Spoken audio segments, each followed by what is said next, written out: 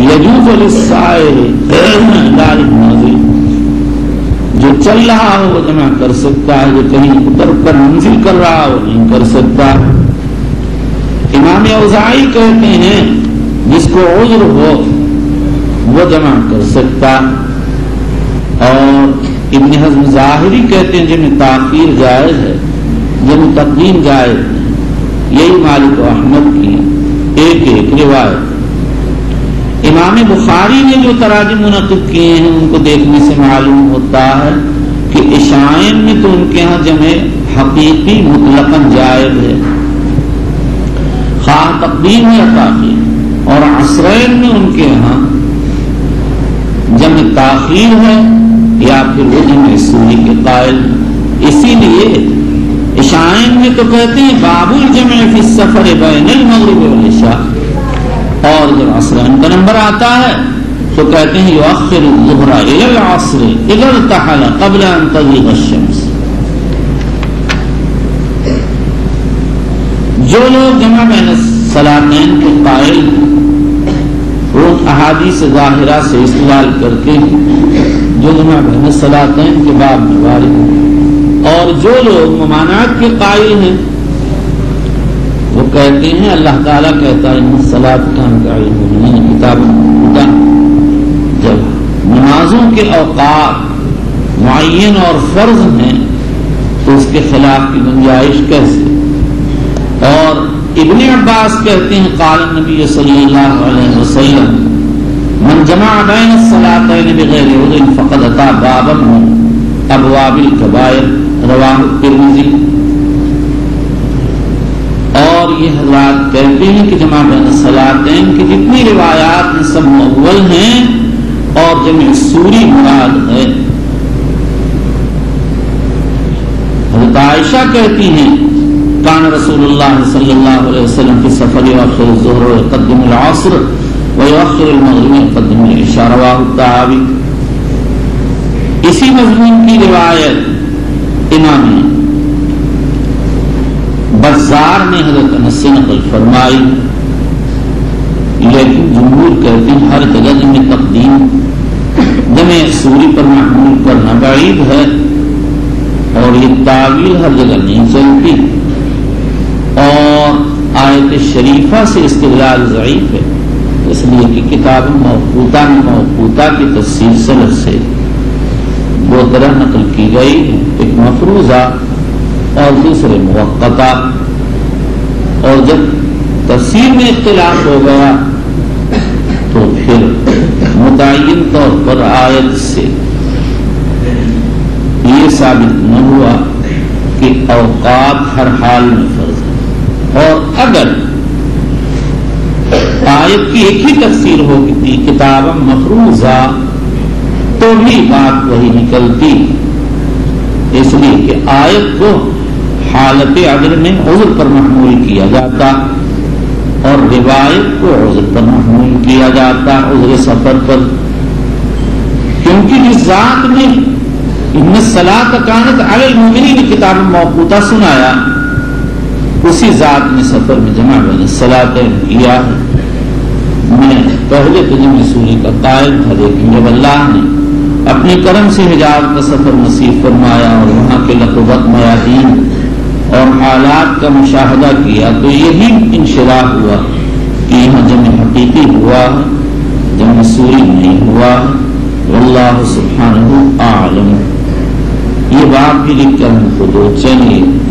وبه قال حدثنا علي بن عبد الله قال حدثنا سفيان قال سمعت الزهري عن سالم عن أبيه قال كان النبي صلى الله عليه وسلم يجمع بين المغرب والعشاء إذا جد به السير، وقال إبراهيم بن طهمان إذا جد به السير، جبکہ تیزی ہو رہی ہو آپ کو سیر کی، ہما ہمی ہو رہی ہو آپ کوشش میں لگ رہے ہوں چلنے کی، چلیے۔ وقال ابراہیم بن طہمان عن حسین المعلم عن یحیی بن ابی کثیر عن کریمہ عن ابن عباس رضی اللہ عنہما قال كان رسول الله صلی اللہ علیہ وسلم يجمع بين صلاة الظهر والعصر اذا كان على ظهر سير ويجمع بين المغرب والعشاء۔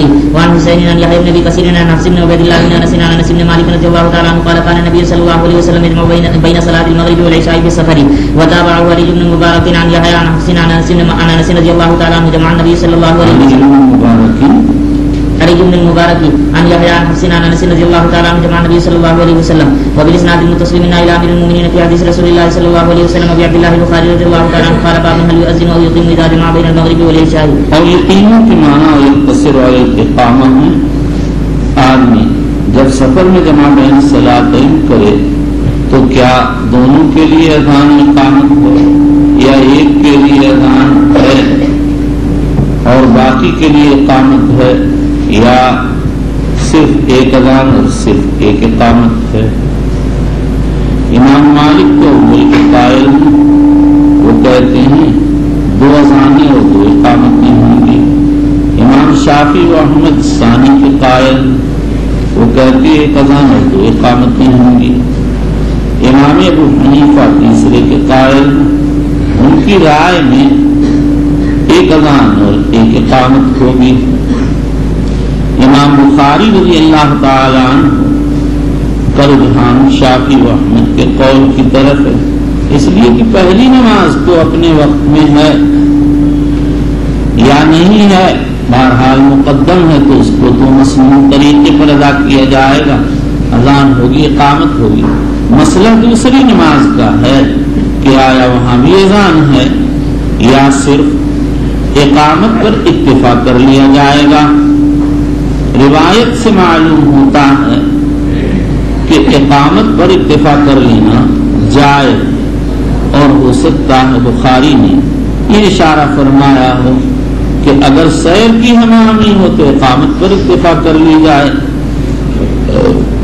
اور اگر اطمینان کی کیفیت ہو تو اذان اقامت دونوں ہوں گی. واللہ تعالی اعلم. چلیے ترجمہ استطرادیہ ہے. چلو. وفي قال حدثنا ابو اليمان قال اخبرنا شعيب بن الزهري قال اخبرني سالم بن عبد الله بن عمر رضي الله عنهما قال رايت النبي صلى الله عليه وسلم اذا عاد له سير في السفر واخر صلاه المغرب حتى يجمع بينها وبين صلاه العشاء.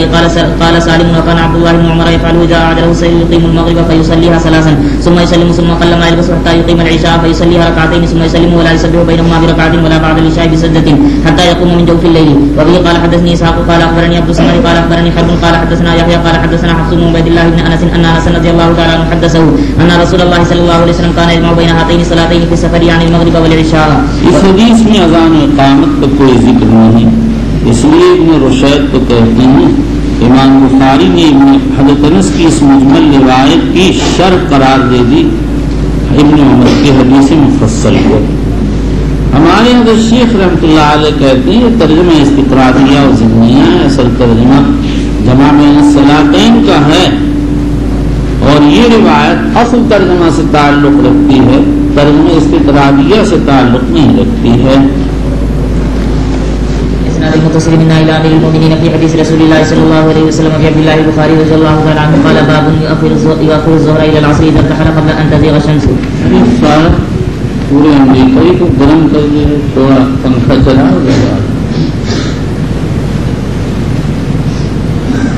بہاری میں کپڑا اتار دیا اپنا التزام مالا الزم نہ کرو کبھی پہنو کوئی حرج نہیں سمجھ کے پہننا التزام یہ نہیں ہے بس وہ علاقہ ادھر کی ہوا سے ہم بھی فائدہ اٹھا لیں گے. ارے یہ بھی ہے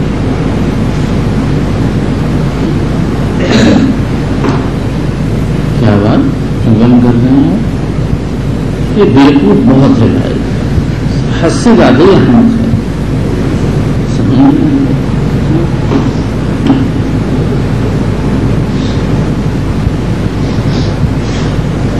اچھا یہ بھی چل جاتا نہیں. ہاں ٹھیک بس وہ 3 چلتا رہے بچوں بس 3 چلتا رہے 3 بند رہے تو کیا کرے فائدہ اٹھائے.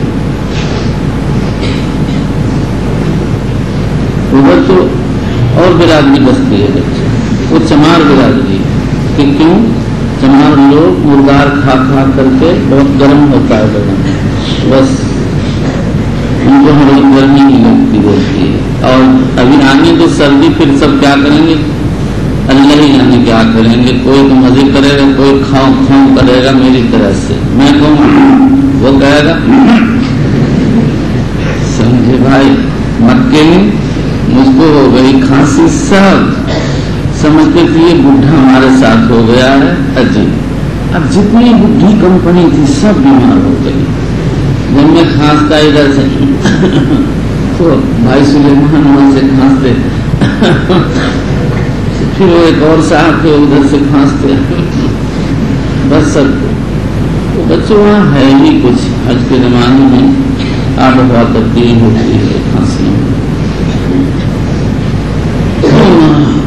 چلیے وبالإسناد المتصل من إلى أمير المؤمنين في حديث رسول الله صلى الله عليه وسلم أبي عبد الله البخاري رضي الله عنه. قال رشید الدین مرحوم کو انتقال ہوا تھا پرسوں مدینہ طیبہ. بالکل عجیب سلسلہ لگا ہوا ہے کوئی کا یقین نہیں بس کرنا. وبالإسناد المتصل من إلى أمير المؤمنين في حديث رسول الله صلى الله عليه وسلم أبي عبد الله البخاري رضي الله تعالى عنه قال باب يؤخر الظهر إلى العصر إذا ارتحل قبل أن تزيغ الشمس. فرماتے ہیں اگر کوئی زوال شمس سے پہلے سفر شروع کرے تو اس کو ظہر مؤخر کر دینا چاہیے، عصر کے ساتھ پڑھنا چاہیے. اس میں دو احتمال، ایک احتمال تو یہ ہے کہ جمع تاخیر کرے، دوسرا احتمال یہ ہے کہ جمع سوری کرے. ظاہر پہلے معلوم کیونکہ روایت میں ہے کان رسول اللہ صلی اللہ علیہ وسلم اذا ارتحل قبل ان تغیب الشمس اخر الظہر الى وقت العصر سنن. لیکن اگر بڑا غور کیا جائے تو احتمال ثانی ادھر فرمایا اخر الظہر الى وقت العصر، ظہر کو مؤخر کرتے تھے عصر کے وقت تک. یعنی عصر کا وقت آنے سے پہلے حضور صلی اللہ علیہ وسلم ظہر پڑھ لیتے تھے، اس کے بعد عصر پڑھا کرتے تھے اور دونوں ملے میں سوری کرتے تھے. وبه قال فيه ابن عباس رضي الله عنهما عن النبي صلى الله عليه وسلم. وبه قال حدثنا حسان بن الواسطي وقال حدثنا المفضل بن فضالة عن قيل عن ابن شهاب عن انس. مفضل ابن فضالة مصر کے قاضی تھے مستجاب الدعوات کو چلی. عن قيل عن ابن شهاب عن انس بن مالك رضي الله تعالى عنه قال كان رسول الله صلى الله عليه وسلم اذا ارتحل قبل ان تزيغ الشمس اخر الظهر الى وقت العصر ثم يجمع بينهما فاذا ذاق صلى الظهر ثم ركب. وبالاسناد المتصل منا الى امير المؤمنين في حديث رسول الله صلى الله عليه وسلم ابي عبد الله البخاري رضي الله تعالى عنه قال باب اذا ارتحل بعد ما ذاقت الشمس صلى الظهر ثم ركب. یعنی اگر کوئی زوال کے بعد سفر شروع کرے تو جب تقدیم نہ کرے بلکہ ظہر پڑھ کے روانہ ہو جائے. اگر ہم اس تقابل کو دیکھیں تو اس سے نکلتا ہے کہ امام بخاری کے یہاں عصرین میں جمع تقدیم تو ہے نہیں، ہاں جمع تاخیر ہے. لیکن بہرحال باب مؤخر ہے. اگر مصنف کی مراد جمع تاخیر ہوتی تو اتنا لمبا ترجمہ یؤخر الظہر الی العصر اذا ارتحل قبل ان تغیب الشمس کہنے کی کیا ضرورت تھی، سیدھے کہہ دیتے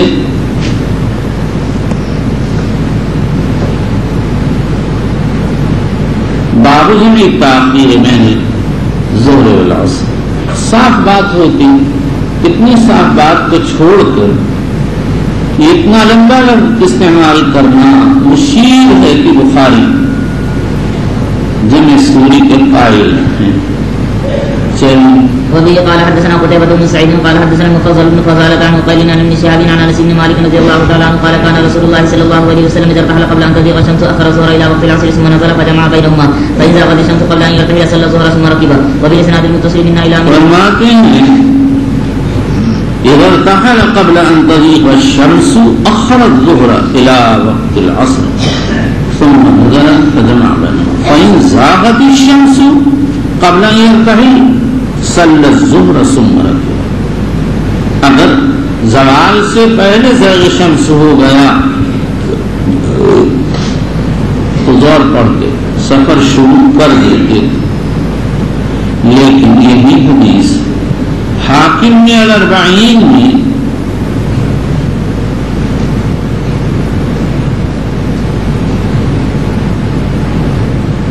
عن عبد العباس العصم عن محمد بن اسحاق الصغانی حسان الواسطی شیخ المصنف روایت کی تو کر دیا فإن زاغت الشمس قبل ان يرتحل صلى الظهر والعصر ثم ركب. یعنی ظہر کے بعد العصر کا اضافہ ہے. منذری صلاح الدین علائی کہتے ہیں یہ حدیث صحیح ہے اور علائی نے حاکم سے اس بات پر اظہار تعجب کیا ہے کہ انہوں نے اس حدیث کو مستدرک میں کیوں نہیں ذکر فرمایا. میں کرتا ہوں والعصر کی زیادتی وہم ہے بظاہر. حاکم کے استاد ابو العباس اسم کو وہم ہوا. حاکم کے استاد الاستاد ابو العباس الاسم کو وہم ہوا. اور اس کا قرینہ یہ ہے کہ یہ روایت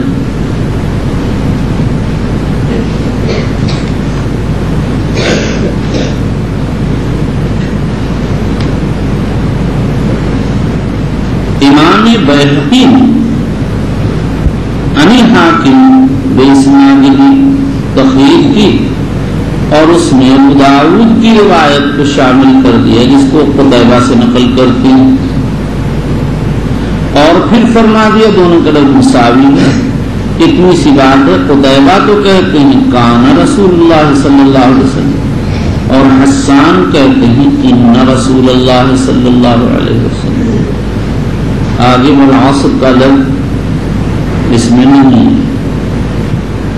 معلوم ہوتا ہے کہ حاکم کی 40 میں کسی نے نیچے کے راوی نے اضافہ کیا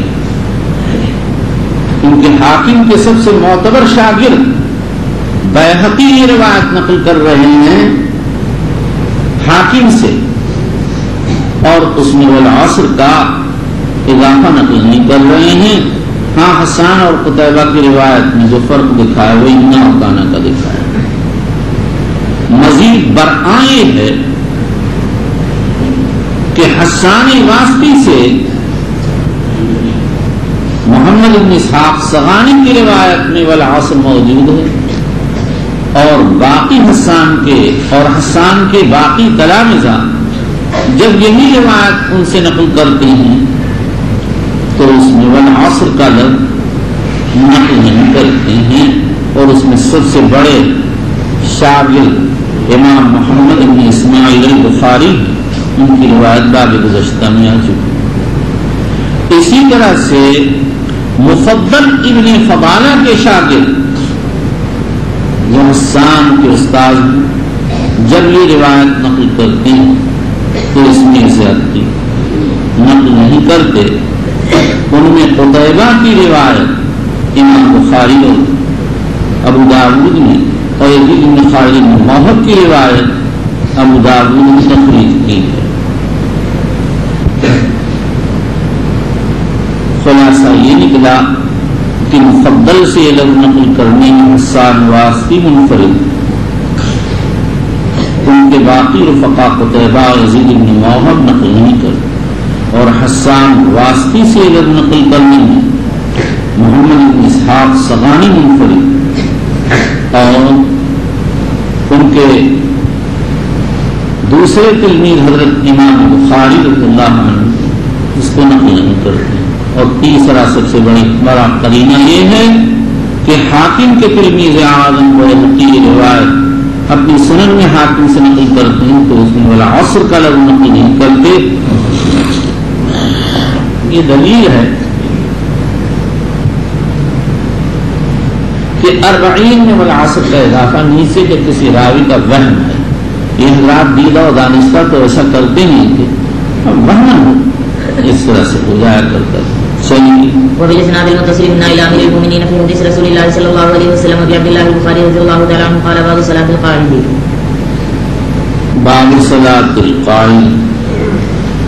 حضرت امام بخاری رضی اللہ تعالی عنہ فرماتے ہیں بیٹھ کر نماز پڑھنا جائز ہے. بیٹھ کر نماز پڑھنے والے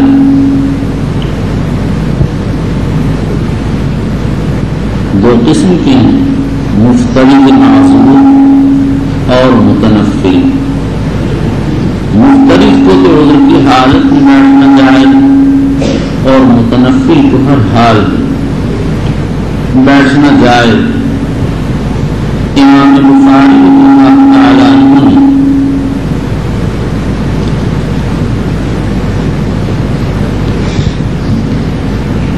اس بات میں والی جو روایت ذکر کی ہے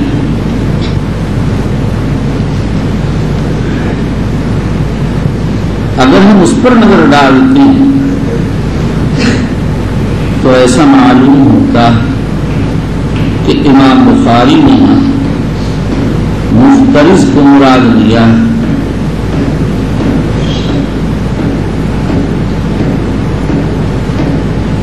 سوال یہ ہے کہ اگر مفترض مراد ہے تو بخاری نے یہ ترجمہ ابواب تقصیر الصلاۃ میں کیوں ذکر کیا؟ اس کا جواب یہ ہے تقصیر الصلاۃ میں رکعات کا قصر ہوتا ہے اور صلاۃ قائم میں قیام کا قصر ہو جاتا ہے.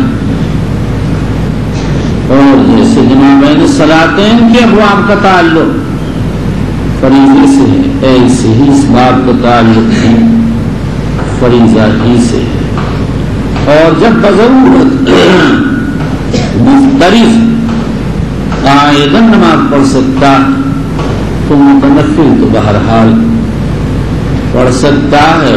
احادیث سے ثابت ہے کہ متنفل کے لیے ہر حال میں گنجائش ہے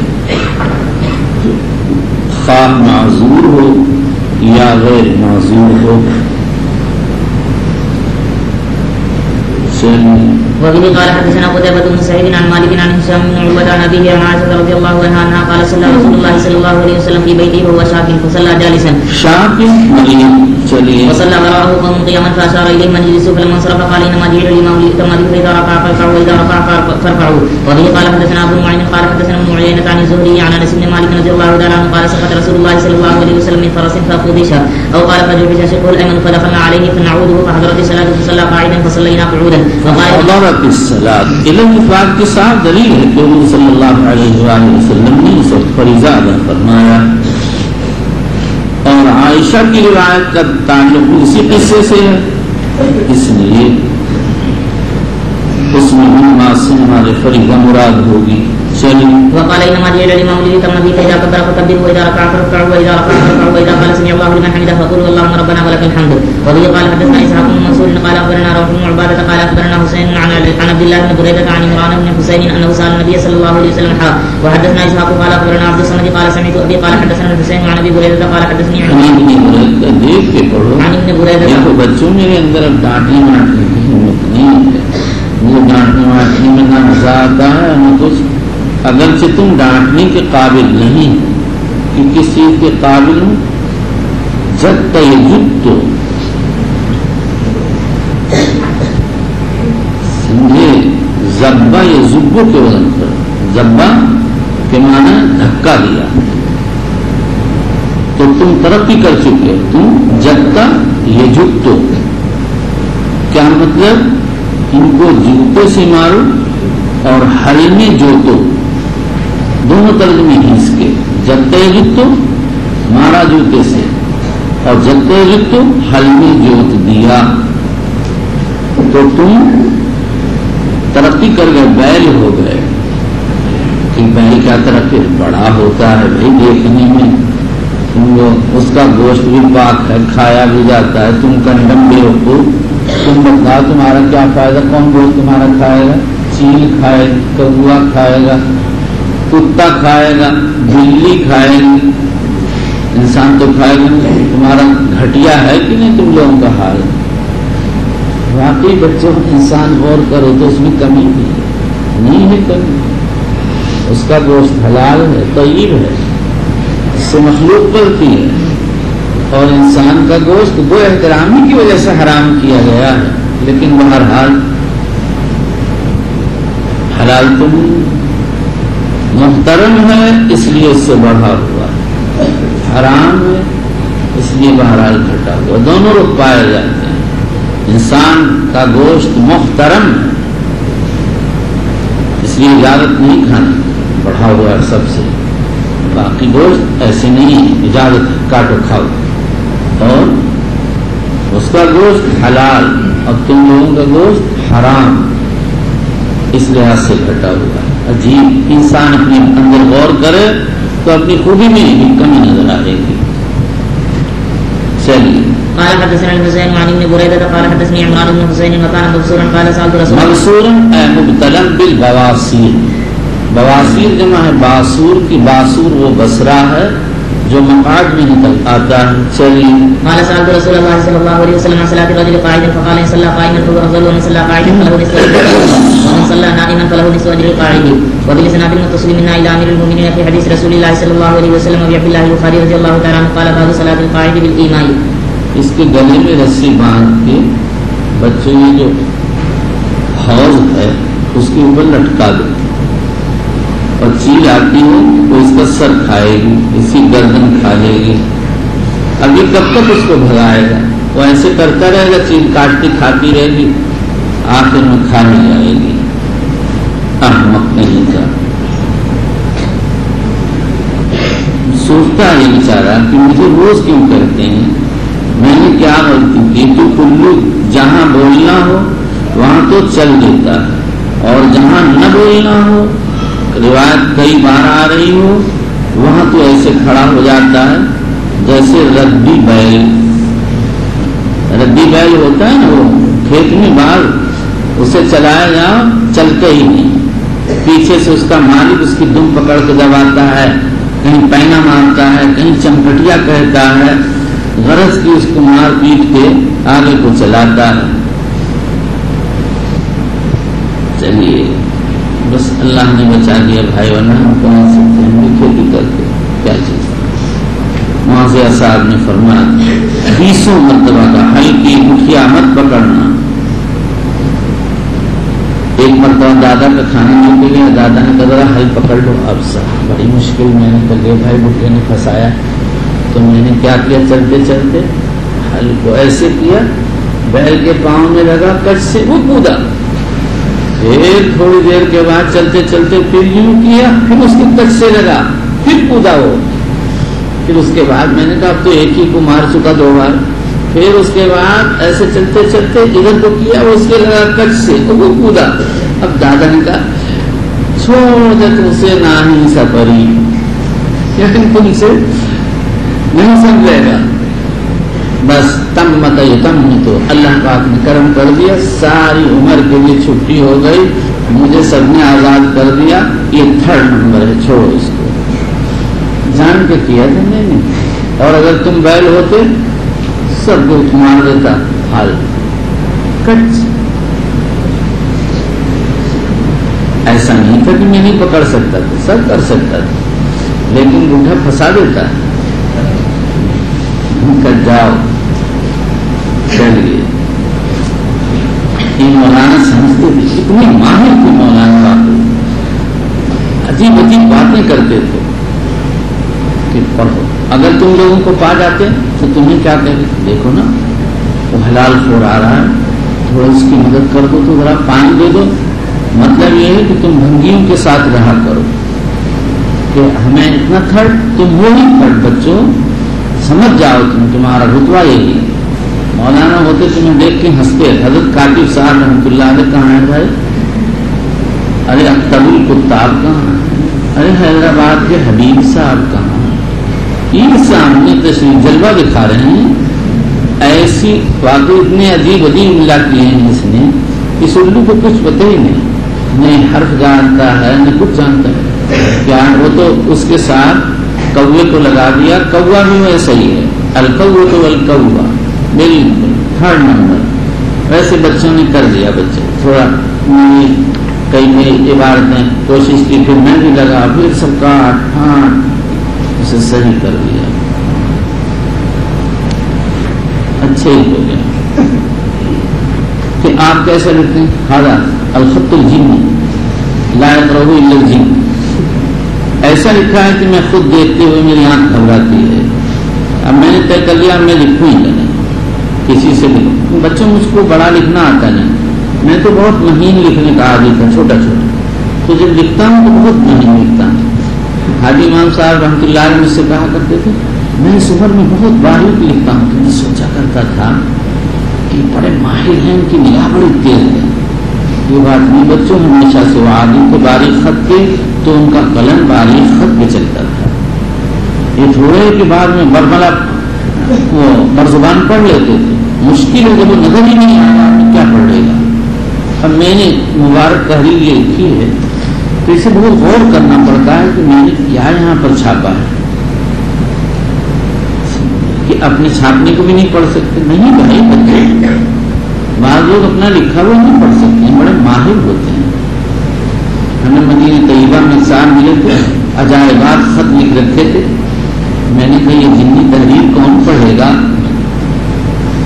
یہ ان کی سمجھ میں نہیں آیا. پھر میں نے ان کو سمجھایا.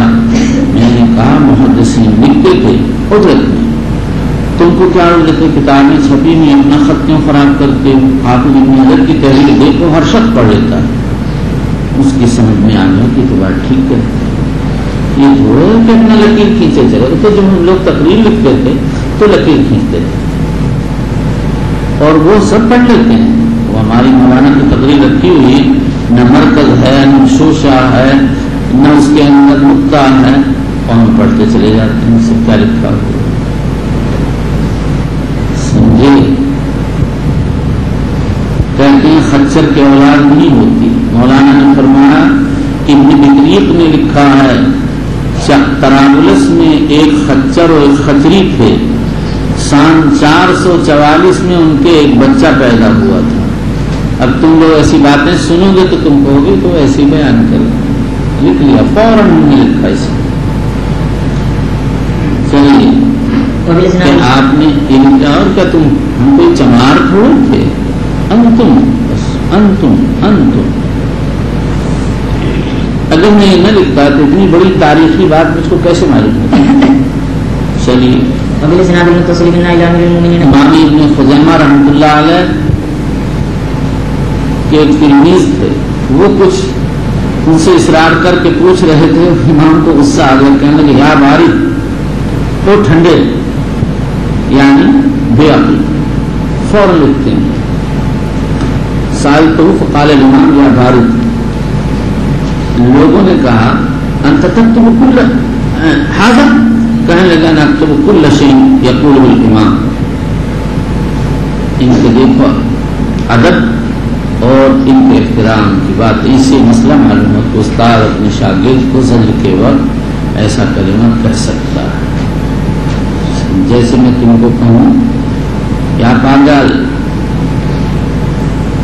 پہلے تو آپ نے اپنے لیے دلیل ڈھونڈی ہے. میرے تو سب دلیلیں موجود ہیں بچوں, تو تمہیں غیر مدلل.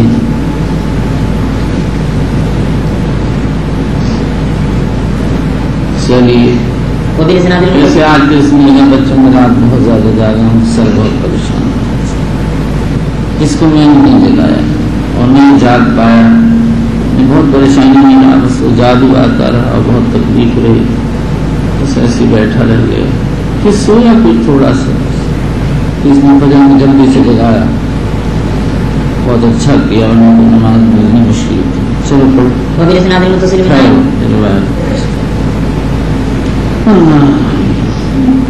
فقال ان صلى قائما فهو افضل ومن صلى قاعدا فله نصف اجر القائم ومن صلى نائما فهو نصف اجر القائم.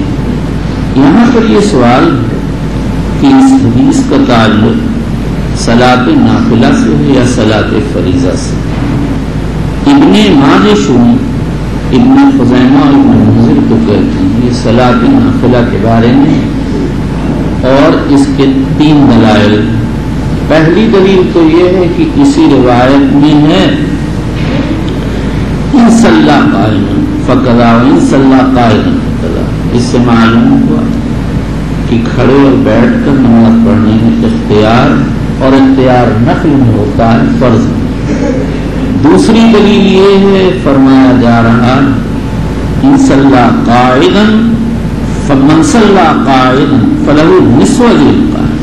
اگر کوئی بیٹھ کر پڑھے گا تو اس کو کھڑے ہو کر نماز پڑھنے والے کی نماز کا نصف ملے گا.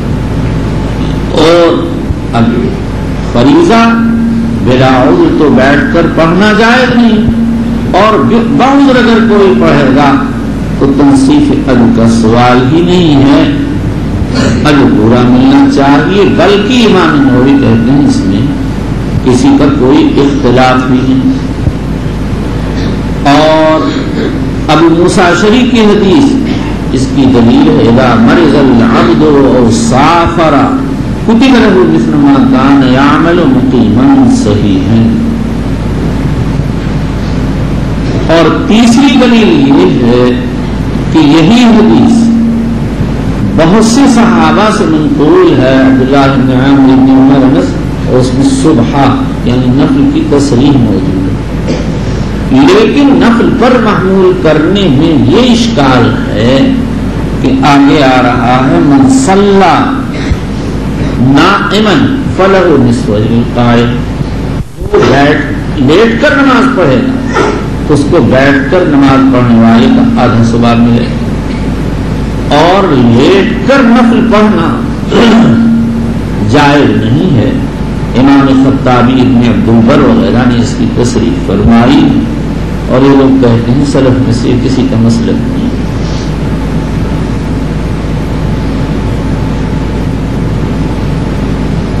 اس کا دو جوابات. پہلا جواب تو یہ ہے کہ یہ لفظ وہم ہے اور اس کی دلیل یہ ہے کہ عمران کی حدیث میں زیادتی نقل کرنے میں حسین معلوم منفرد ہے. قتادہ ان سے احفظ ہے, وہ یہ زیادتی نقل نہیں کرتے, اخرج الطبرانی. اور دوسری دلیل یہ ہے کہ 7 صحابہ کرام یہ حدیث نقل کرتے ہیں اور کسی کی روایت میں لفظ نہیں, مگر امام بخاری اور ابن خزیمہ تصحیح احادیث کے ماہرین محققین وہ اس کو صحیح کہہ رہے ہیں. اس لیے دوسرا جواب یہ ہے کہ یہ دعویٰ ہی غلط ہے کہ کوئی لیٹ کر نفل پڑھنے کے جواز کا قائل نہیں. تابعین میں سے حسن بصری اس کے قائل ہیں اور محدثین میں سے ابن خزیمہ, مالکیہ میں سے ابو بکر اظہری, شافعیہ میں سے بغوی, نووی, رافعی, حنابلہ میں سے مجد بن تیمیہ اسی کے قائل ہیں اور بعض حنفیہ کے کلام میں اس کی طرف اشارہ موجود ہے. اور امام طحاوی کی تحقیق یہ ہے اگر کوئی بیٹھنے پر قادر ہو لیکن رکوع سجود پر نہیں قادر ہو تو وہ لیٹ کر نفل پڑھ سکتا ہے. یہی قاضی ابن عربی وغیرہ مالکیہ کا مسلک. اور اگر ہم یہ تسلیم کر لیں کہ لیٹ کر نفل جائز نہیں ہے, امام الحرمین اور مالکیہ وغیرہ نے عدم جواز کی تصریح کی اور ابن تیمیہ لیٹ کر نفل کو بدعت کہتے ہیں,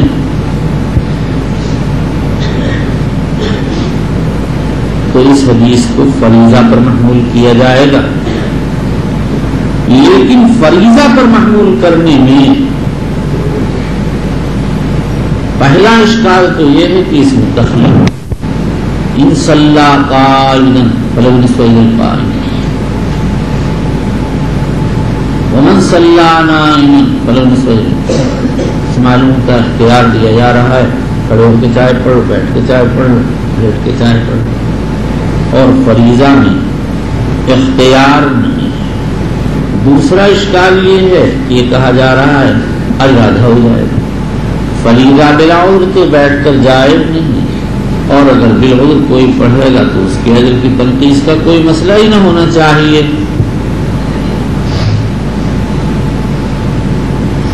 اس کا جواب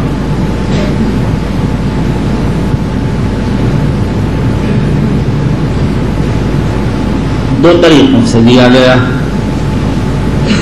بعض علماء نے تو یہ اعتراض تسلیم کر لیا, ہاں ٹھیک ہے.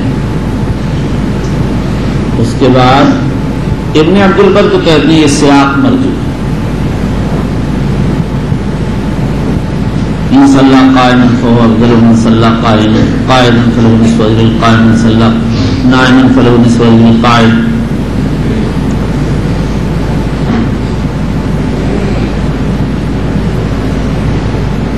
بلکہ راج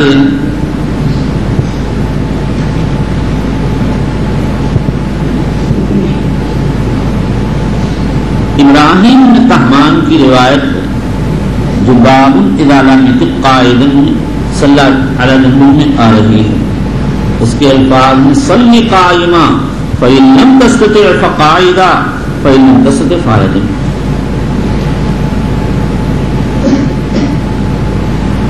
ابن بطال ابن عربی نے بھی اسی طرح سے اس لفظ کو راجح کہا، لیکن محدثانہ اصول پر اس کا عکس ہونا چاہیے. تنہا ابراہیم بن طہمان لفظ مذکور سے نقل کرتے ہیں اور حسین معلم کے باقی تلامذہ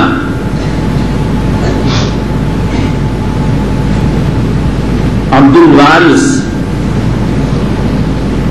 روح بن عبادہ وغیرہ جب اس روایت کو ذکر کرتے ہیں تو باللفظ الاول یعنی بلفظ تخیر نقل کرتے ہیں.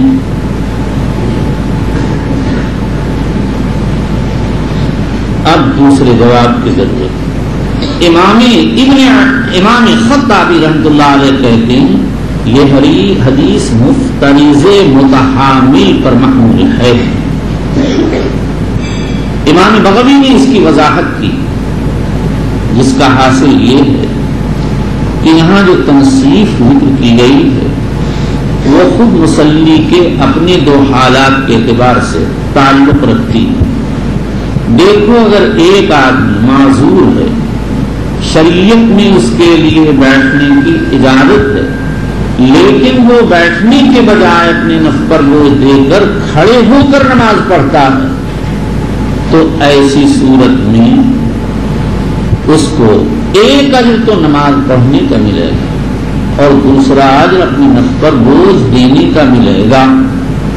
اب اگر یہی شخص بجائے کھڑے ہو کر پڑھنے کے بیٹھ کر پڑھتا ہے تو اس کو ایک ہی اجر ملے گا نماز پڑھنے کا، اور نفس پر جو بوجھ دینے کا اجر تھا وہ نہیں ملے گا. تو یہ اجر پہلے اجر کے مقابل میں نصف ہو گیا. یہ ہے من صلی قائما فهو افضل ومن صلی قائدا فله نصف اجر قائم کا مطلب. اب بات بالکل صاف ہو گئی. امام بخاری رضی اللہ عنہ بھی اس حدیث کو مفترض ہی پر محمول کرتے ہیں، تو شاید وہ بھی خطابی کے ہم مسلک ہوں گے اور حدیث کو مریض متحامل پر محمول کرتے ہوں گے. لیکن یہ کوئی قطعی بات نہیں ہے. ہو سکتا ہے بخاری کی کوئی اور رائے ہو اور ابن حزم ظاہری نے دونوں اعتراضوں کو رد کر دیا. وہ کہتے ہیں حدیث کا مقصد تخیر نہیں بلکہ ترتیب بتانا ہے، اور یہ بتانا ہے کہ فاعل کو تارک پر فضیلت، کھڑے ہو کر پڑھنے والے کو تفوق حاصل ہے بیٹھ کر پڑھنے والے پر، اور بیٹھ کر پڑھنے والے کو تفوق حاصل ہے لیٹ کر پڑھنے والے پر. تو حدیث کا مقصد تخیر نہیں بلکہ تفصیل اور ترتیب بیان کرنا ہے، اور یہ بتانا ہے کہ جو کسی عمل فاضل سے متلبس ہوگا اس کو فضیلت حاصل ہوگی. اور یہ جو کہا گیا کہ بالعذر پڑھنے کی صورت میں اجر کی تنصیف نہ ہوگی، ابن حزم اس کو تسلیم نہیں کرتے. وہ کہتے ہیں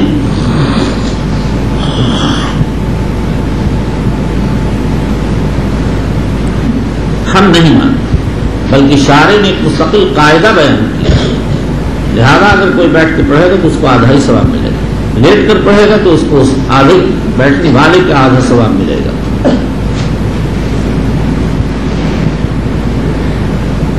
اور ابو موسیٰ اشعری کی حدیث میں جو وارد ہے، ابن حزم اس کو اس کے مورد کے ساتھ خاص کرتے ہیں.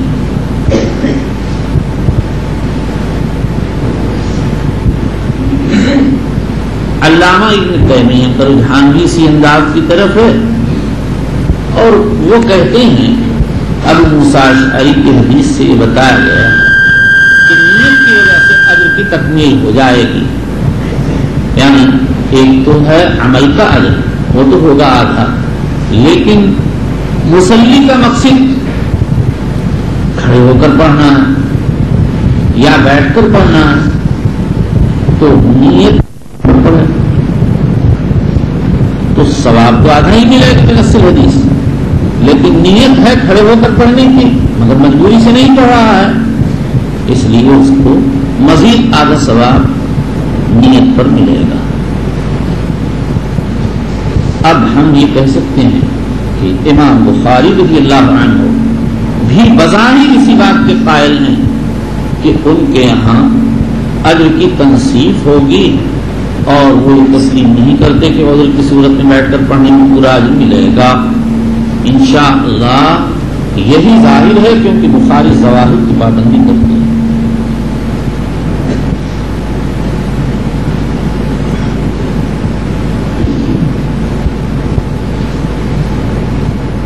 یہ بات کو لکھ کر دینا ہے صاحب.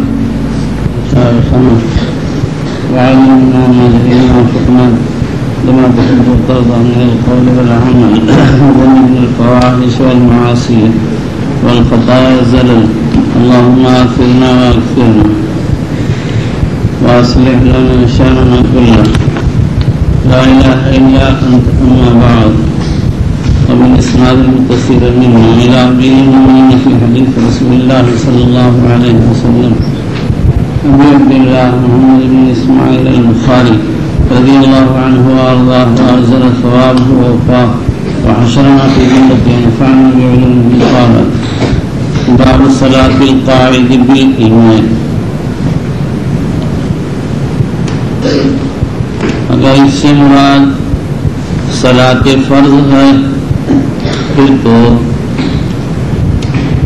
اس سے مراد وہ شخص ہے جو قعود پر قادر ہو، رکوع سجود پر قادر ہو.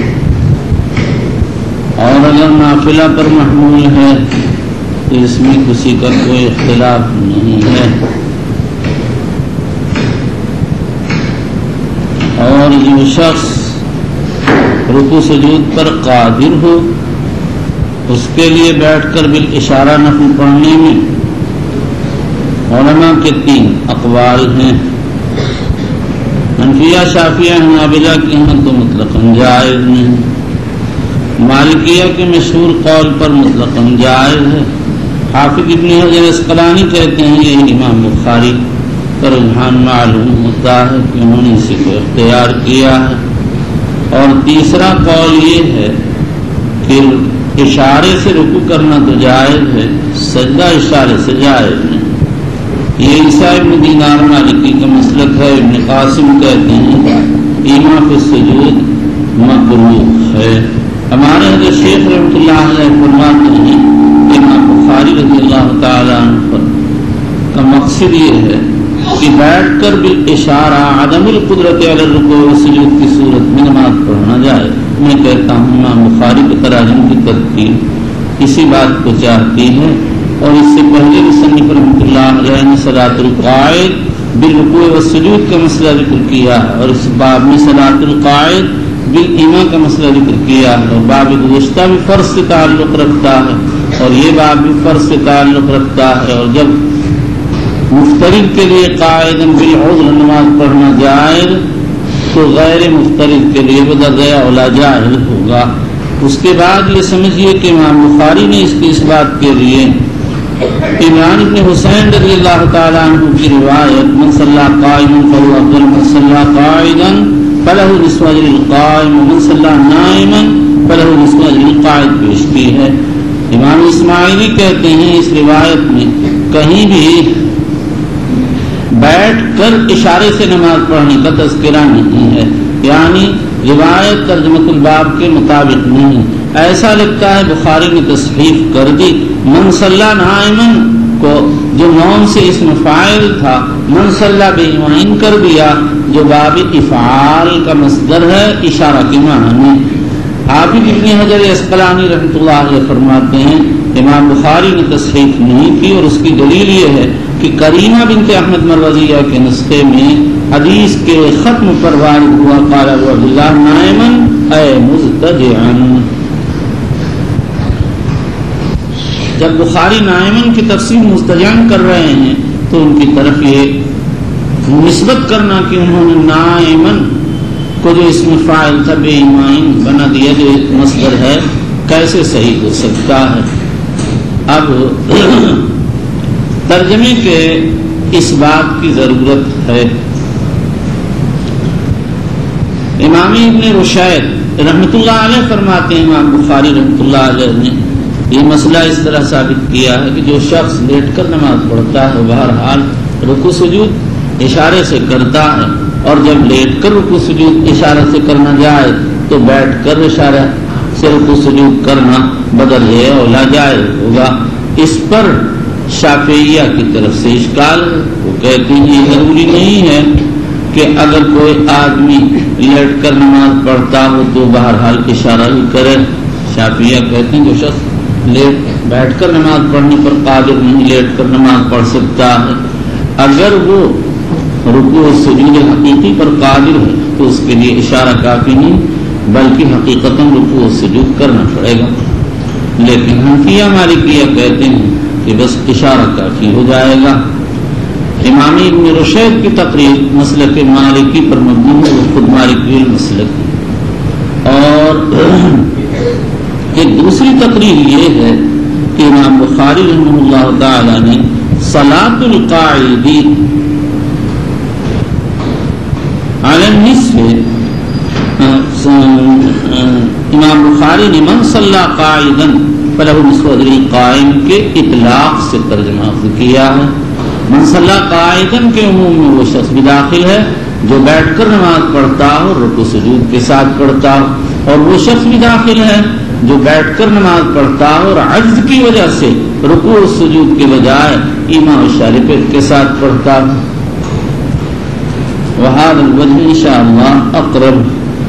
چلیے بسم الله الرحمن الرحيم وبالاسناد المتصل منا الى امير المؤمنين في حديث رسول الله صلى الله عليه وسلم ابي عبد الله البخاري رضي الله تعالى عنه قال حدثنا ابو معمر قال حدثنا عبد الوارث قال حدثنا حسين بن المعلم عن عبد الله بن بريدة عن عمران بن حسين وكان رجلا مبصورا وقال ابو معمر مرة عن عمران بن حسين قال سألت النبي صلى الله عليه وسلم مبصور مبتلى بالبواسير عن صلاة الرجل وهو قائم فقال من صلى قائما فهو افضل ومن صلى قاعدا فله نصف اجر القائم ومن صلى نائما فله نصف اجر القاعد وبالاسناد المتصل منا الى امير المؤمنين في حديث رسول الله صلى الله عليه وسلم ابي عبد الله البخاري رضي الله تعالى عنه قال باب اذا لم يجد قاعدا صلى على جنبه۔ حضرت امام بخاری نے پہلے بیان کیا کہ بیٹھ کر بھی اشارہ نماز جائز۔ اب یہ بتاتے ہیں اگر کوئی آدمی بیٹھ کر نماز پڑھنے پر قادر ہی نہ ہو تو لیٹ کر نماز پڑھے، اس پر تو سب کا اتفاق ہے۔ آگے اس میں اختلاف ہے کہ لیٹ کر نماز پڑھنے والا کیسے پڑھے گا۔ ائمہ ثلاثہ اور جمہور علماء فرماتے ہیں دائیں پہلو پر رو بقبلہ ہو کر نماز ادا کرے گا اور رکوع سجود اشارے سے کرے گا۔ اگر رکوع سجود پر قدرت نہیں ہے، امام ابو حنیفہ رحمۃ اللہ علیہ اور حارث بن زید اکلی فرماتے ہیں کہ رو بقبلہ مستلقیاً نماز پڑھے گا، اس کو قبلہ کی طرف لٹا دیا جائے گا اور سر اونچا کر دیا جائے گا اور وہ اشارے سے نماز پڑھے گا۔ امام بخاری رضی اللہ تبارک و تعالی عنہ نے اس ترجمۃ الباب سے جمہور کی تائید کی ہے، اس لیے کہ عمران کی حدیث میں فَإِلَّمْ تَسْتَطِعْ فَعَلَى جَنْبٍ وارد ہوا ہے، اس فرقہ کا تذکرہ کسی حدیث میں نہیں ہے۔ اس کے بعد یہ سمجھیے مصنف کہتے ہیں وقال عطاء اذا لم يقدر على ان يتحول الى القبلة صلى الله عليه وسلم. مصنف نے صلی اللہ کر اس بات کی طرف اشارہ فرمایا ہے کہ دار مدار قدرت پر ہے. اب اگر کوئی قبلہ کی طرف نہیں کر سکتا تو جدھر منہ اسی طرف نماز پڑھ لے. لہذا اگر کوئی آدمی بیٹھ کر نماز نہیں پڑھ سکتا تو پہلے پر نماز پڑھ لے. امام غزالی رحمۃ اللہ علیہ نے حضرت امام ابو حنیفہ سے نقل کر دیا کہ اگر کوئی شخص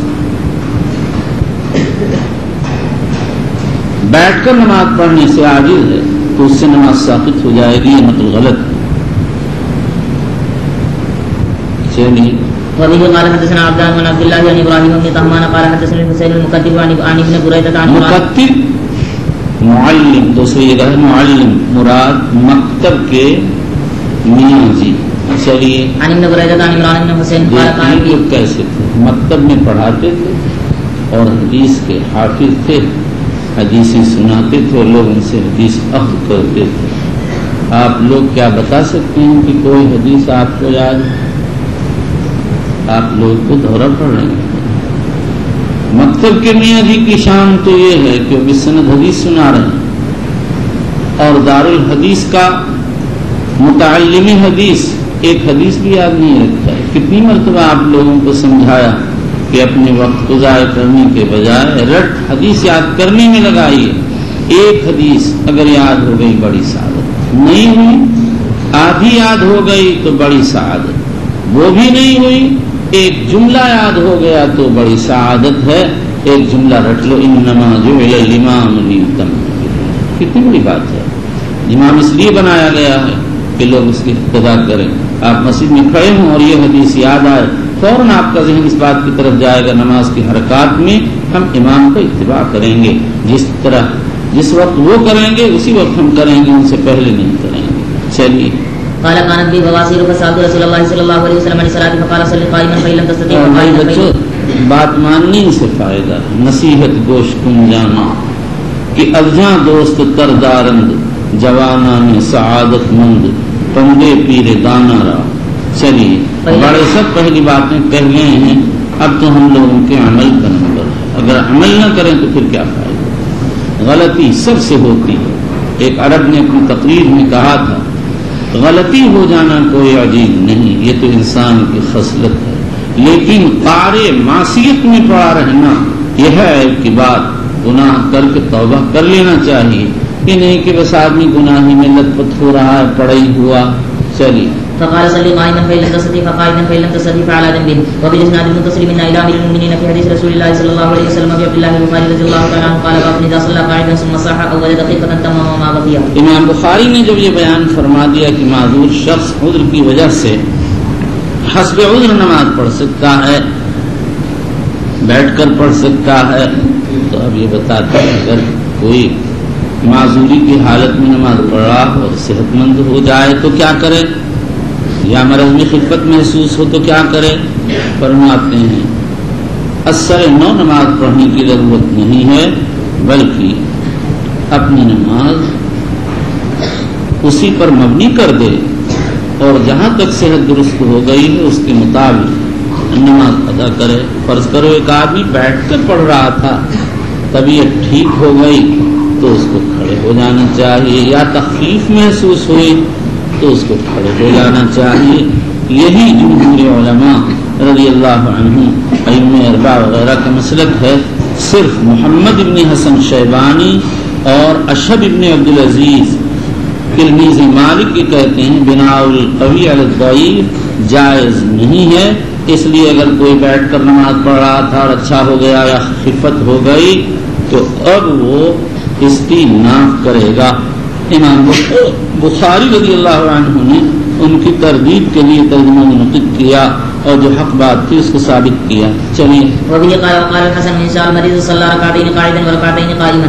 وبه قال حدثنا عبد الله بن يوسف قال اخبرنا مالك عن هشام بن عروة عن ابيه عن عائشة رضي الله عنها ام المؤمنين انها بچوں تمہیں کیا کہیں, یہ سب باتیں ہم نے تو بڑھاپا ہے مشکات میں پڑھی تھی. ہمارے مولانا مسائل بیان کرتے جاتے تھے, ہم لوگ نوم جیسے ہی دارالحدیث درسگاہ سے نکلتے مشکات کی، بچے کچ کچ کچ کچ کچ کچ کچ، یہاں کیا کہا، وہاں کیا کہا، اس میں کیا قول ہے، اس میں کس کا اختلاف ہے، اس کا کیا جواب ہے۔ مسجد تک پہنچتے پہنچتے جتنے بنیادی موٹے موٹے مسئلے تھے سب لڑکے کہہ ڈالتے تھے۔ مجھے اب تک یاد ہے کہ میں اوپر سے 8 گھنٹے کے پاس لڑکوں نے پکڑ لیا اور کہنے لگے کہ مغرب کی اذان کے بعد سنت 2 رکعت سے کیوں منع کیا گیا؟ میں نے کہا اگر اذان کے ساتھ پڑھتا ہے تو ترک جواب اذان لازم آتا ہے، اور اگر اذان کے بعد پڑھتا ہے تو تاخیر مغرب لازم آتی ہے، اور آگے چل دیا۔ تم کیا تمہارے باپوں کو بھی یاد نہیں ہوں گی یہ باتیں؟ تم کو کیا یاد ہوتی کہ آپ کو کیسے یاد ہے؟ فکر تھی، کوئی ہم سونے کے آدمی نہیں تھے، ہیرے اور موتی سے نہیں بنے ہوئے تھے، ہم بھی آپ ہی جیسے مٹی کے آدمی تھے۔ بس اتنی بات ضرور ہے کہ دنیا و ما فیہا سے بے رغبت تھے، ہمیں کوئی فکر ہی نہیں تھی کہ کہاں کیا ہو رہا ہے۔ چلیے، اور آپ لوگ کیا نکلتے ہیں تو کچ کچ کچ کچ کچ کچ، پتہ نہیں کیا باتیں کرتے، بغیر عمل کے کچھ نہیں ہوگا بھائی۔ یہ نہیں ہو سکتا ہے کہ میں آپ کی جگہ یاد کروں۔ حضرت عباس شاہ وسیع اللہ صاحب رحمۃ اللہ علیہ کے مرید نے حضرت کو خط لکھا، کوئی بات تھی، حضرت نے لکھا کہ کسی سے اختلاط نہ کریں۔ انہوں نے لکھا حضرت میں مدرس ہوں، کیسے ہو سکتا؟ حضرت نے جواباً لکھا عمل کرنے کے لیے میں تمہاری جگہ نہیں آؤں گا۔ ایسا تازیانہ لگا اور حضرت کی برکت کہ ان کا دل بدل گیا۔ 40 سال سے زیادہ انہوں نے پڑھایا اور اب بھی پڑھا رہے ہیں، کسی لڑکے سے کوئی خدمت نہیں۔ مجاہد عظیم، میں نے کہا آپ پتھر کے انسان ہیں، ہمارے لیے تو مشکل ہے، اگر طلبہ اعانت نہ کریں تو ہم بیٹھ کے ہانپنے لگتے ہیں۔ میں نے ایک مرتبہ مولانا صدیق صاحب سے کہا حضرت آپ لوگوں کے زہد کی باتیں دیکھتے ہیں تو بڑی شرم آتی ہے، جی چاہتا سب اٹھا کے پھینک دیں، لیکن حالت یہ ہے کہ اگر ٹاٹ پہ پاؤں رکھ دیتے ہیں فوراً چھینک آنے لگتی ہے، طبیعت خراب ہو جاتی ہے۔ فرمایا سب کے لیے یہ نہیں، سچ ہے بچوں، بہت مجبوری میں بہت گدے پہ بیٹھا ہوتا ہوں، لوگ بہت سے سمجھتے ہیں شان کی وجہ سے، مجبوریاں ہیں۔ ورنہ میری مدرسی کا 2 سال تھا، میرے نیچے نہ کوئی گدا تھا نہ کوئی چیز تھی، ایک ٹوٹا ہوا دری کا ٹکڑا بچھا تھا، میں مدرس ہو گیا تھا، میرے پاس تکیہ نہیں، میرے ایک ساتھی تھے وہ تکیہ دے گئے، پھر آہستہ آہستہ تو دنیا کی ہر نعمت اللہ نے کر دی۔ بیمار ہوا، مہاراشٹر کے طالب علم تھے، وہ اپنا گدا بچھا گئے، جب میری طبیعت اچھی ہو گئی میں نے کہا لے جاؤ، کہنے لگے پھر لے جاؤں گا، 2 دن کے بعد کہا لے جاؤ، کہنے لگے پھر لے جاؤں گا، پھر 2 دن کے بعد میں نے کہا لے جاؤ، کہنے لگے اتنی جلدی ہی کیا ہے، میں سمجھ گیا یہ لے نہیں جائے گا، بس آپ وہی رہا گدا، پھر تو سالوں رہا تاکہ اس کے کپڑے سب پھٹ گئے، تو ہم نے اس پر 16 روپے کا کپڑا چڑھوایا اور بہت ہم کو تکلیف ہوئی، کیونکہ 16 روپے کا انتظام ہمارے لیے بڑا سخت تھا۔ چڑھوا تو دیا، اب بڈھا وہ ہٹنے کا نام نہیں لیتا، مدتیں گزری، زمانہ ہو گیا، حتیٰ کہ مدرسے میں انقلاب آ گیا، وہی ایک گدا تھا ہمارے پاس، مدرسے کے 2 حصے ہو گئے، ہم یہاں آ گئے تو پھر دوسرا گدا بنا، پھر جب ہمارا سامان ملا تو اس میں وہ گدا تھا، عبد القدوس اس کو دیکھتے ہی پہچان گیا، وہی ایک گدا تھا، وہ اب تک ہے لیکن اس کو اب ہم نے چھوڑ دیا کہ کیوں، جو گدا بچھاتی ہوں ذرا ٹھیک سے اس کے روئی جمائی ہوئی ہے، اس میں ذرا آرام ملتا ہے، وہ تو طالب علمانہ گدا تھا، تعلیم تو ایسے ہی ہوتے ہیں، مزدور کمپنی ان کو شان پسند ہوتی ہے، کپڑا بڑھیا ہو اور یہ ہو، چاہے جو ہے اندر کچھ ہی بھر دیا، اب تک وہ گدا ہے بچوں، میں کوئی چیز لیتا نہیں تھا، میں تو بہت تماشا تھا، ایک دیگچی لایا تھا، اتنا یاد نہیں کہ 2 روپے کے بعد 4 آنے لگے تھے یا 2 آنے لگے تھے یا 6 آنے. وہی میری دیگچی، میرا سب کچھ تھا. وہی میرا پیالہ تھا، سالن لاتا کھا لیتا. وہی میرا گلاس تھا، کھانے کے بعد پانی لے کے پی لیتا. اور وہی میری پلیٹ تھی، جب چاول کھانا ہو اسی میں لے کے کھا لیتا تھا. اور وہی میری دیگچی بھی تھی، اگر کچھ پکانا گرم کرنا ہوا تو اسی میں پکا لیا، گرم کر لیا. اور صاحب وہی میرا لوٹا تھا، نل سے اگر پانی لانا ہو اسی میں بھر کے لے آیا. اور وہی میری بالٹی تھی، جمعے کے دن اسی میں پانی لے لے کر کے کپڑے دھویا کرتا تھا. یہ تو جب میرے یہاں بہاری گھسے تو یہ بہت ہی مخزوم قوم، لاپرواہ ذہن کے لوگ. میں یہی سمجھتا ہوں بہار کے لوگ لاپرواہ.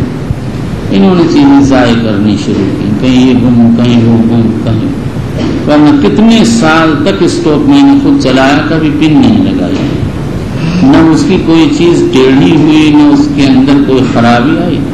اور جب سے بہاری، بنگالی اور بستوی بے 3 بے ہیں، 3 بے جب سے گھسے تو ابھی تک شروع ہو گیا.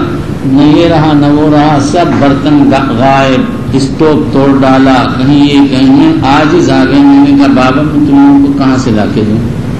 میں کوئی نواب صاحب ہوں؟ میں تو بھائی اپنی ہر چیز کی حفاظت کرتا ہوں، ہر چیز. میں نے 12 آنے کی واسلین لی تھی، وہ ڈبہ اب تک محفوظ ہے، لیے ہوئے اس کو تقریباً کسی مبالغے کے بغیر 38 سال ہو گئے. اور طالب علمی کا ایک اسکیل لیا تھا سطر کھینچنے کے لیے 2 آنے، تو اب تک وہاں پڑا ہوا. میرے یہاں کوئی چیز ضائع نہیں ہوتی. سوئی لی تھی رضائی تارنے کے لیے، اس کو لیے ہوئے 35 سال ہو گئے. اس کو رکھ رکھا ہے ایک نلکی میں. جب تک میرے قبضے میں رہی چیزیں سب محفوظ رہتی تھی. اور جب سے آپ لوگوں کی برادری نے ہاتھ ڈالنا شروع کیا، برباد. ایک تعلیم بہار کا تھا برکاتی، جس چیز کو دیکھ لے وہ ٹوٹتی ضرور تھی، اور اس کو دیکھے بغیر صبر نہیں آتا تھا. وہ میری گھڑی تھی بالکل نئی رکھی ہوئی، آیا بھورا. اگلے دن دیکھا اس کا شیشہ ٹوٹا ہوا. میں نے کہا ہو، اس نے اپنی بجلی جیسی آنکھ سے دیکھ لی اور پھٹ گیا. وہ تو کسی چیز کو دیکھتا. پھر میں نے اسے کہا، ایک قلم سے میں لکھ رہا، 6 دن کو لکھا تھا، لکھتے ہوئے آ گیا، دیکھا اسے بند ہو گیا. بند ہی نہیں ہو گیا بلکہ اس کے ہر پرزے خراب ہو گئے. میں نے ان سے تنہائی میں کہا، جب آپ نے اللہ نے یہ بات رکھی ہے تو غیر اختیاری ہے، تو آپ ماشاء اللہ کہیے، یا اپنی نگاہ کی حفاظت کیجیے. مجھے کوئی اعتراض نہیں بھی، جو اللہ کی چیز ہے. اللہ نے کسی کو سیاہ فام بنا دیا تو ہم کون ہیں تانا دینے والے؟ جس کو جیسا بنایا تھا بنا دیا.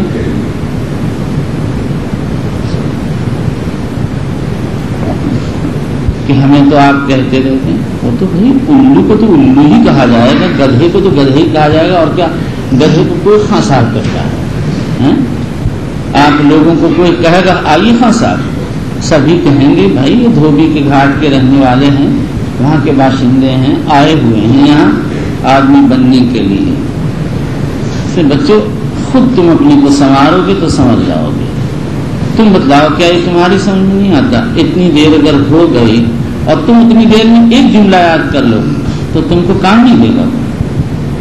میاں صاحب کام دیتا ہے. صحابی کا سبق ہوا، امتحان آیا، ناظم صاحب نے کل 1 لفظ کہا تھا پورے ایک باب میں، وہ میں نے اٹھا کے اپنی کتاب کے حاشیے پہ لکھ دیا. امتحان میں وہی آ گیا، وہی لفظ. پتہ نہیں حضرت کیسے بولتے تھے، وہی لفظ سب کچھ تھا اور مجھے یاد تھا، اس کام دے گیا.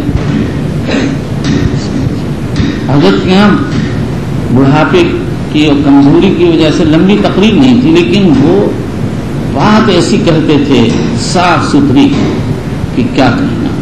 اور بہت سی باتیں وہ دل سے بولتے تھے، زبان سے کم دل سے زیادہ. تو جب دل سے بولتے تو جو لوگ دل سے حاضر ہوتے وہ سمجھ جاتے تھے.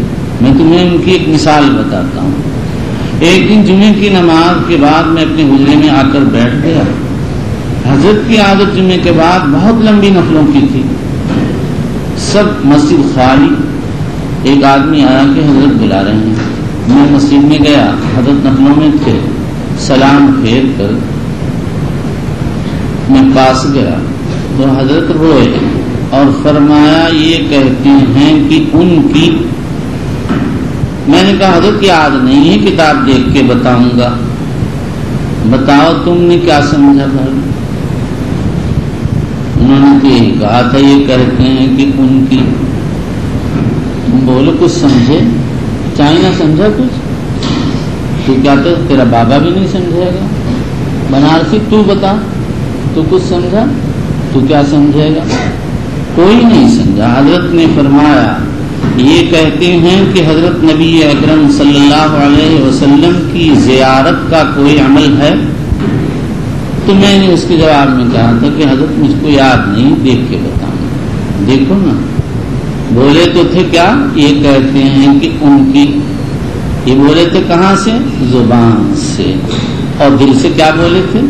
یہ کہتے ہیں کہ ان کی زیارت کا کوئی عمل بھی ہے کہ نہیں؟ اسی طرح وہ بولا کرتے تھے۔ یہ اکثر بنگالی، بہاری سب بہت مختصر بولتا ہے، کیا بولتا ہے؟ کلو لوگ ان کی سمجھ میں آتے ہی نہیں تو کیا سمجھیں گے؟ جتنے سمجھدار تھے سب سمجھتے تھے، اور جتنے میڈ ان باولا کمپنی لمیٹیڈ تھے انہیں اپنے میں مشغولی سے فرصت نہیں، وہ کیا سنیں گے اور سمجھیں گے کیا؟ بے سنے بچوں کوئی نہیں سمجھتا، پہلے تم سنو گے تب سمجھو گے، اور بعض باتیں ایک مرتبہ سن کے نہیں سمجھ میں آتی، 2 یا 3 مرتبہ کے بعد سمجھ میں آ جاتی ہے۔ یہ وہی بات ہے اس کو عرب کہتا ہے اذا تکرر تقرر، جب بات مقرر ہوتی ہے تو دل میں جم جاتی ہے، اور جب دل پکڑ لیتا ہے تو اس کے گرہیں کھلنی شروع ہوتی ہیں، سمجھ میں آتی ہے۔ چلیے وبه قال حدثنا عبد الله بن يوسف قال اخبرنا مالك عن هشام بن عروة عن أبيه عن عائشة رضي الله عنها أم المؤمنين أنها أخبرته أنها لم ترى رسول الله صلى الله عليه وسلم يصلي صلاة الليل قاعدا قط حتى أصلى فكان يقرأ قاعدا حتى إذا أراد أن يركع قام فقرأ نحو من 30 أو 40 آية ثم ركع۔ وبه قال سوال یہ کہ ترجمہ عام ہے اور روایت صلاۃ اللیل سے متعلق ہے، اس کا جواب یہ کہ جب صلاۃ اللیل میں گنجائش ہے کہ کچھ بیٹھ کے پڑھا جائے اور بعد میں تخفیف ہو جانے پر باقی کھڑے ہو کر پوری کر لی جائے تو فرض میں تو یہ بدرجہ اولا مطلوب ہوگا، کیونکہ اس میں تو بلا ضرورت بیٹھنے کی اجازت ہے ہی نہیں۔ اب اگر کوئی بضرورت بیٹھا اور طبیعت ٹھیک ہو گئی تو ماں باقی کو کھڑے ہو کر پورا کرے۔ چلیے وبه قال حدثنا عبد الله بن يوسف قال اخبرنا مالك عن عبد الله بن يزيد وابي النضر مولى عمر بن عبيد الله عن ابي سلمة بن عبد الرحمن عن عائشة عبد الرحمن ہی رہے گا، عبد الرحمن عن عائشة رضي الله عنها ام المؤمنين ان رسول الله صلى الله عليه وسلم كان يصلي جالسا فيقرأ وهو جالس فاذا بقي من قراءته نحو من 30 او 40 آية قام فقرأها وهو قائم ثم ركع ثم سجد يفعل في الركعة الثانية مثل ذلك فاذا قضى صلاته نظر فان كنت يقضى تحدث معي وان كنت نائمة استرجع۔ وبالإسناد المتصل من إلى أمير المؤمنين في حديث رسول الله صلى الله عليه وسلم في عبد الله البخاري رضي الله تعالى عنه قال كتاب التهجد۔ تہجد کی اصل حجود ہے، حجود کے معنی ہے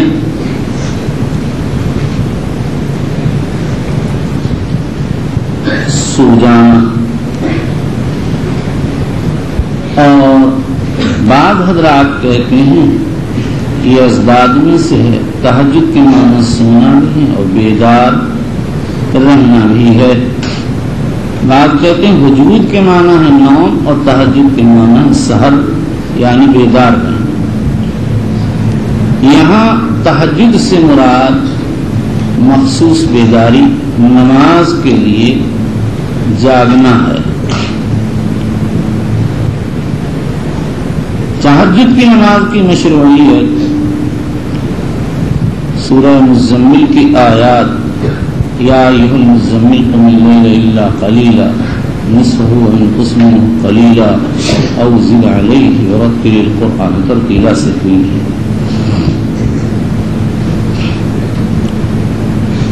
پڑھیے وبالإسناد المتصل من إلى أمير المؤمنين في حديث رسول الله صلى الله عليه وسلم وفي عبد الله البخاري رضي الله تعالى عنه قال بسم الله الرحمن الرحيم باب التهجد بالليل وقوله عز وجل ومن الليل فتهجد به نافلة لك۔ امام بخاری رضی اللہ تعالی عنہ فرماتے ہیں تہجد کا ثبوت آیت قرآنی کو تہجد بھی نافلۃ لک سے ہے، اور اسی طرح اور اس کی تفصیل و تفسیر حدیث سے معلوم ہوتی ہے۔ ہمارے حضرت شیخ رحمۃ اللہ علیہ فرماتے تھے ہو سکتا ہے اس ترجمے سے مصنف نے نبی اکرم صلی اللہ تعالی علیہ وسلم کی تہجد کی اشارہ کیا۔ نبی پاک صلی اللہ تعالی علیہ وآلہ وسلم تہجد پڑھتے تھے اس میں، اور آپ پر ابتداء میں تہجد فرض تھی، پھر بعد میں طول قیام تو منسوخ ہو بھی گیا، اور اللہ نے فرمایا علم علم ترسوخ کتاب علیکم فقرؤوا تیسر من القرآن، لیکن اس میں اختلاف ہے کہ آیا حضور صلی اللہ علیہ وسلم سے تہجد کی نماز مطلقاً منسوخ ہو گئی اور اس کا وجوب ختم ہو گیا، یا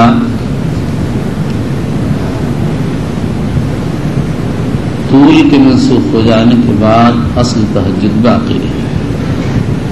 علماء کی دونوں رائے، اگر یہ مان لیا جائے کہ تہجد آپ پر ہمیشہ فرض رہی تو نافلۃ لک کے معنی ہوں گے فریضۃ زائدۃ لک، آپ کے اوپر ایک فریضہ عائد کیا گیا۔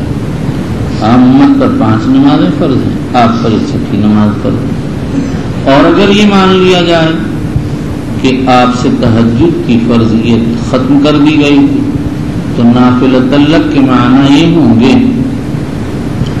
کہ یہ تہجد آپ کے لیے نفل ہے، یعنی ترقی درجات کا باعث ہے، اس سے آپ کے درجات میں اضافہ ہوگا، اور یہ امر ایجابی نہیں ہے بلکہ امر استحبابی ہے۔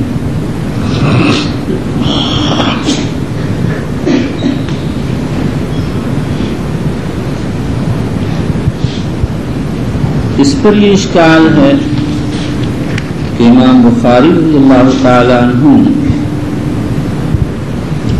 نبی اکرم صلی اللہ تعالی علیہ وآلہ وسلم کے تہجد کے لیے ایک مستقل ترجمہ باب قیام النبی صلی اللہ تعالی علیہ وسلم و نومہ وما نسخ من قیام اللیل آگے منعقد فرمایا ہے۔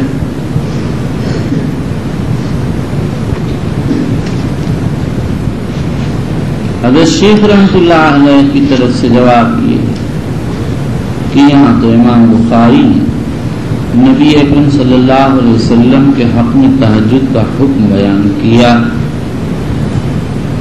اور آنے والے مقام میں حضور صلی اللہ علیہ وسلم کے تہجد کی تفصیل بیان کی ہے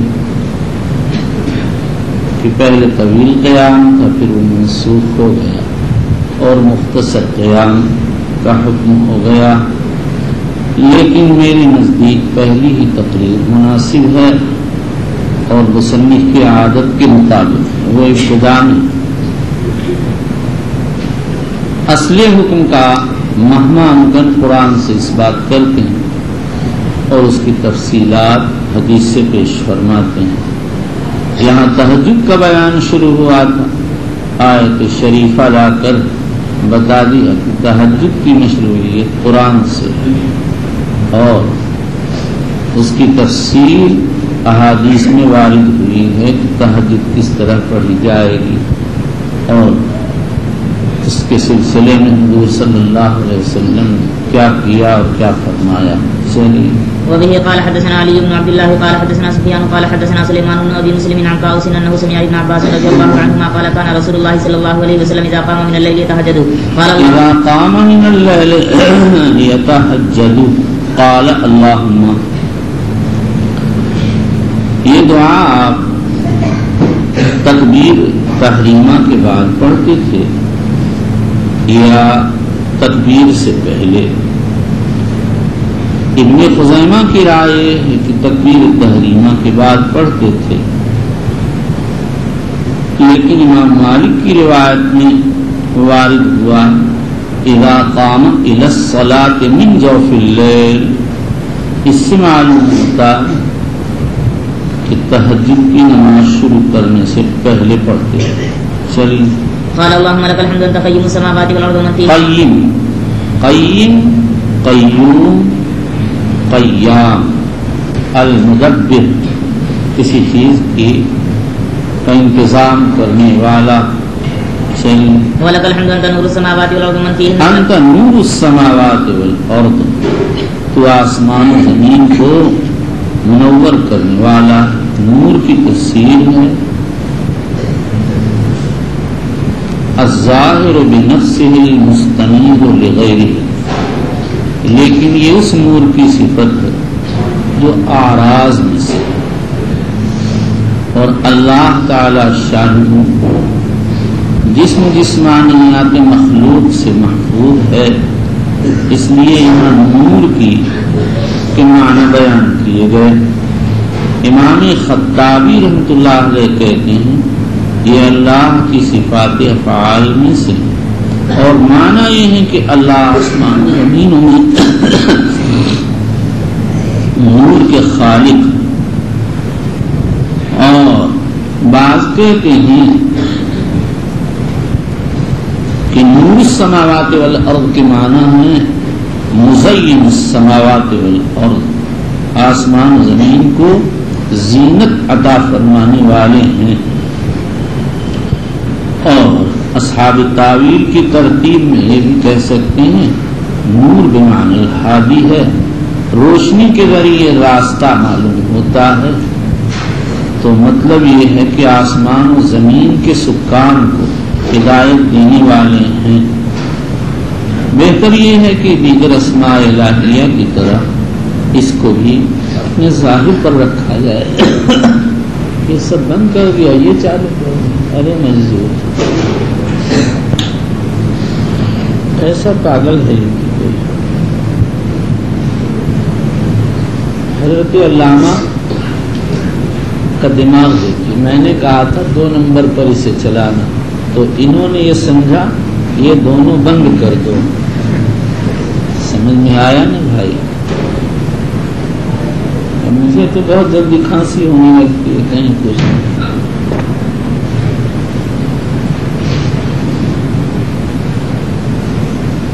حضرت ابو موسیٰ اشعری رضی اللہ عنہ کی حدیث میں ہے ان اللہ لا ینام ولا ينبغي له ان ينام. حجابه النور لو كشفه لأحرقت سبحات وجهه ما انتهى إليه بصره من خلقه. رواه مسلم. سبحات وجہ سے مراد جلال و بہا ہے، چمک دمک ہے. جیسے اللہ ہیں ایسے ہی ان کا نور ہوگا. قیاس کی حدود سے باہر ہے لیکن ہے نور. مخلوق کا نور اگر اعراض کے قبیل سے ہے تو خالق کے نور کو از قبیل اعراض ہونا ضروری نہیں ہے. جیسے خالق ہیں ویسے ان کا نور ہے. چلیے. وَلَكَ الْحَمْدُ أَنْتَ مَلِكُ السَّمَاوَاتِ وَالْأَرْضِ وَمَنْ فِيهِنَّ وَلَكَ الْحَمْدُ أَنْتَ الْحَقُّ وَوَعْدُكَ الْحَقُّ. انت الحق. انت الحق، الحق کے معنی ہے ثابت الوجود، جس کے وجود میں کوئی شک و شبہ نہیں. پھر اس کے بعد اللہ کا وجود ذاتی ہے، اور باقی اشیاء جو حق کہی گئی ہیں ان کا وجود بھی ہے لیکن ذاتی نہیں، عطائی ہیں. ان کے حق ہونے کے معنی یہ نہیں کہ وہ باقی اور خیالی نہیں. چلیے. ووعدك حق ولقاؤك حق وقولك حق والجنة حق والنار حق والنبيون حق ومحمد حق والساعة حق. اللهم لك أسلمت وبك آمنت وعليك توكلت وإليك أنبت. لقاؤ کا حق جو آیا اس سے بعث بعد الموت مراد ہے، اور بعض کہتے ہیں اس سے موت مراد ہے. امام نووی رحمۃ اللہ علیہ کہتے ہیں یہ باطل ہے. اس کو بھلا کہنے کی ضرورت ہے؟ سب دنیا دیکھتی ہے روزانہ موت آ رہی ہے. لیکن اگر موت خلق مراد لے لی جائے تو بات ظاہر ہو جائے گی، اور مطلب یہ ہے کہ سب کا فنا ہو جانا حق ہے۔ چلیے وقولك حق والجنة حق والنار حق والنبيون حق ومحمد حق والساعة حق اللهم لك محمد حق یا اللہ، ومحمد حق، ومحمد حق والساعة محمد حق ہے یعنی سچے ہیں اپنی قول میں، اپنی فعل میں، وہ اللہ کے نبی۔ چلی والساعة حق اللهم لك أسلمت وبك آمنت وعليك توكلت وإليك أنبت وبك خاصمت وإليك حاكمت فاغفر لي ما قدمت وما أخرت وما أسررت وما أعلنت أنت المقدم وأنت المؤخر لا إله إلا أنت ولا إله غيرك۔ قال سفيان وزاد عبد الكريم أبو أمية ولا حول انت المقدم، تو ہی اصحاب طاعت کو آگے بڑھاتا ہے اور تو ہی اصحاب معصیت کو پیچھے ہٹاتا ہے۔ محلق کہتے ہیں، اس سے اپنی ذات گرامی مراد لی ہے، اور مطلب یہ ہے کہ اے اللہ تو نے مجھے کو آگے بڑھایا اور پیچھے ہٹایا۔ آگے بڑھایا یعنی آخرت میں آپ سب سے پہلے اٹھائے جائیں گے، اور پیچھے ہٹایا یعنی آپ دنیا میں سارے انبیاء کے بعد مبعوث ہوئے ہیں۔ چلیے لا الہ الا انت ولا الہ غیرک۔ قال سفیان وزاد عبد الکریم ابو امیہ ولا حول ولا قوت الا باللہ۔ یہ موصول بالاسناد السابق ہے۔ سفیان بن عیینہ نے پوری روایت تو سلیمان بن ابی مسلم سے نقل کی ہے، اور ایک جز ابو امیہ عبد الکریم ابن ابی المخارق سے نقل کی ہے، اور یہ وہ جز ہے ولا حول ولا قوت الا باللہ۔ عبد الکریم ابن ابی المخارق کا یہاں ایک ضعیف راوی ہے، اس کا یہاں پر تذکرہ ضمناً آیا ہے، اس سے مقصود روایت لینا نہیں، اس لیے وہ بخاری کی روایت میں ایسے ہی شمار نہ ہوگا جیسے مسعودی اور حسن بن عمارہ شمار نہیں ہوتے، کیونکہ امام بخاری نے مسعودی کی سے ایک ٹکڑا استسقاء میں اور حسن بن عمارہ سے مناقب میں ضمن ذکر کیا ہے، ان سے روایت لینا مقصود ہے۔ چلیے قال سفيان قال سليمان بن ابي مسلم انه سمعه من طاووس عن ابن عباس رضي الله عنه عن النبي صلى الله عليه وسلم وبالاسناد المتصل منا الى امير المؤمنين في حديث رسول الله صلى الله عليه وسلم ابي عبد الله البخاري رضي الله تعالى عنه قال باب فضل قيام الليل۔ حضرت امام بخاری رضی اللہ عنہ نے جب تہجد کی مشروعیت ثابت کر دی تو اب اس کی فضیلت بیان کرتے ہیں ترغیب و تشویق کے لیے، اور اپنی روایت سے اس طرح ثابت کیا کہ نبی کریم صلی اللہ علیہ وسلم نے فرمایا نعم الرجل عبد اللہ لو کان یصلی باللیل۔ عبداللہ اچھے آدمی ہیں اگر رات میں نماز پڑھتے۔ آپ نے اچھے ہونے کو موقوف کر دیا رات کے نماز پڑھنے پر۔ معلوم ہوا جو شخص رات میں نماز پڑھتا ہے وہ اچھا ہو جاتا ہے، یہ نماز کی فضیلت ہے۔ ویسے مسلم شریف میں ایک روایت میں صاف وارد ہوا الصلاۃ بعد الفریضہ صلاۃ اللیل، لیکن وہ روایت امام بخاری کی شرط پر نہیں، اس میں وصلاً و ارسالاً رفعاً و وقفاً اختلاف ہے۔ چلیے وبه قال حدثنا عبد الله بن محمد قال حدثنا هشام قال اخبرنا معمر بن حاتم وحدثني محمود قال حدثنا عبد الرزاق قال اخبرنا معمر بن الزهري عن سالم بن ابيه قال کیا کر رہا ہے تو کیا کر رہا ہے مقام؟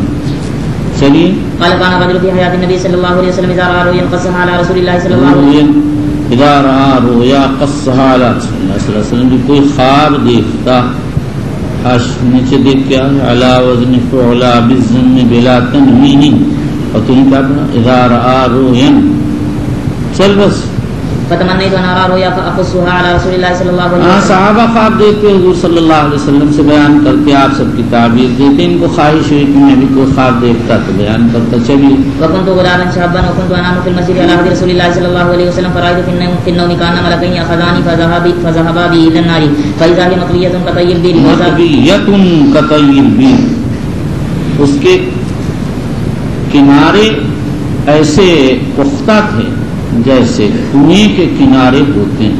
چلیے وَإِذَا لَهَا قَرْنَانِ فَإِذَا فِيهَا أُنَاسٌ قَدْ قرنان 2 ستون. چلیے. وإذا فيها أناس قد عرفتهم فجعلت أقول أعوذ بالله من النار قال فلقينا ملك آخر فقال لي لم ترى مت ڈرو.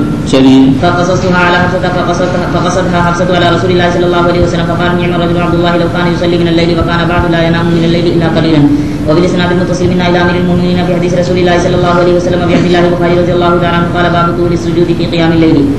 حضرت امام بخاری رضی اللہ عنہ کا مقصد یہ ہے کہ تہجد میں لمبا سجدہ حضور کے اتباع میں کرنا چاہیے. حدیث میں ہے کان یسجد من ذالک قدر ما یقرأ احدکم 50 آیۃ. مصنف کے ترجمے سے معلوم ہو گیا کہ حدیث میں جس سجدے کا ذکر ہے وہ سجدہ اجزاء صلاۃ میں سے.